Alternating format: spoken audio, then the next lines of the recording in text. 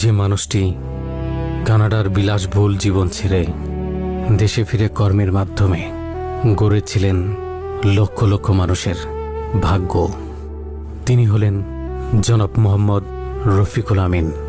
তিনি 2000 সালে প্রতিষ্ঠা করেন ডেস্টিনি, যা ছিল একটি স্বপ্ন, একটি বিপ্লব, যেখানে লক্ষ লক্ষ মানুষ খুঁজে পেয়েছিল জীবন নির্বাহের এক নতুন দিগন্ত।